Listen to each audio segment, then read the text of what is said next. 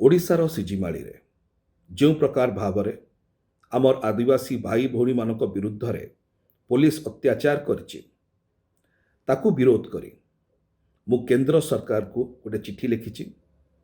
ଆମର କେନ୍ଦ୍ରରେ ଥିବା ଆଦିବାସୀ କଲ୍ୟାଣ ମନ୍ତ୍ରୀ ଶ୍ରୀ ଜୁଏଲ ଓରାମ ମହୋଦୟ ଓଡ଼ିଶାର ଲୋକ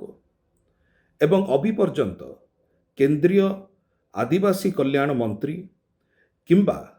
କେନ୍ଦ୍ରରେ ଥିବା ଆଦିବାସୀ କଲ୍ୟାଣ ବିଭାଗ ମନ୍ତ୍ରାଳୟ କୌଣସି କାର୍ଯ୍ୟାନୁଷ୍ଠାନ ଗ୍ରହଣ କରିନାହାନ୍ତି, ରାଜ୍ୟ ସରକାରଙ୍କ ସହିତ କୌଣସି ଯୋଗାଯୋଗ କରିନାହାନ୍ତି କି ଆମର ଆଦିବାସୀ ଭାଇ ଭଉଣୀମାନଙ୍କ ସହିତ ଏ ପ୍ରକାର ଅତ୍ୟାଚାର କାହିଁକି ହେଉଛି ଏବଂ ତାକୁ କି ପ୍ରକାର ଭାବରେ ରୋକାଯାଇପାରିବ। ଏହି ସଂକ୍ରାନ୍ତରେ ମୁଁ ଗୋଟିଏ ଚିଠି ମାନ୍ୟବର କେନ୍ଦ୍ରମନ୍ତ୍ରୀ ଶ୍ରୀ ଜୁଏଲ ଓରାମ ମହୋଦୟଙ୍କୁ ଲେଖିଛି, ଏଟାକୁ ମଧ୍ୟ ଇମେଲ କରିଛି ଏବଂ ଏହି ଚିଠିରେ ମୁଁ ସ୍ପଷ୍ଟ ଭାବରେ କହିଛି ଯେଉଁ ପ୍ରକାର ଭାବରେ ଆମର ଆଦିବାସୀ ଭାଇ ଭଉଣୀମାନଙ୍କୁ ଏ ପ୍ରକାର ଅତ୍ୟାଚାରରୁ ପ୍ରୋଟେକ୍ସନ୍ ଦିଆଯିବା କଥା ଫ୍ରମ୍ ପୁଲିସ ଆକ୍ସନ୍, ସେଟା ଅବିପର୍ଯ୍ୟନ୍ତ ଦେଖିବାକୁ ମିଳିଲା ନାହିଁ।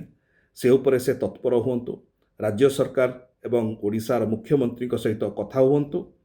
ଦ୍ୱିତୀୟରେ ଗ୍ରାମସଭା ଗୁଡ଼ିକ ଯେଉଁ କୁହାଯାଉଛି କି ସେ ବକ୍ସାଇଟ୍ ପ୍ରୋଜେକ୍ଟ ପାଇଁ ଗ୍ରାମସଭା ଗୁଡ଼ିକ ଉଚିତ ଭାବରେ ହେଇନଥିଲା ଏବଂ କୌଣସି ଜାଗାରେ ଆଦିବାସୀ ଭାଇ ଭଉଣୀମାନଙ୍କର ଯେଉଁ ମୂଳ ଇଚ୍ଛା ଥିଲା କି ସେଇଠି ନ ହଉ ବୋଲି ତାକୁ ଉପେକ୍ଷା କରିକିରି ଜବରଦସ୍ତି କରାଯାଇଥିଲା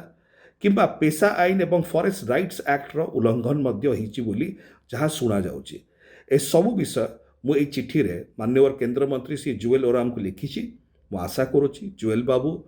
ଓଡ଼ିଶାରୁ ଥିବାରୁ, ଜଣେ ଓଡ଼ିଆ ହେଇଥିବାରୁ, ଆଦିବାସୀ ସମ୍ପ୍ରଦାୟରୁ ହେଇଥିବାରୁ ସେ ନିଶ୍ଚୟ ତତ୍ପରତାର ସହିତ ଏହା ରାଜ୍ୟ ସରକାରଙ୍କ ସହିତ ଟେକଅପ୍ କରିବେ ଏବଂ କେନ୍ଦ୍ର ସରକାରଙ୍କ ମାଧ୍ୟମରେ ମଧ୍ୟ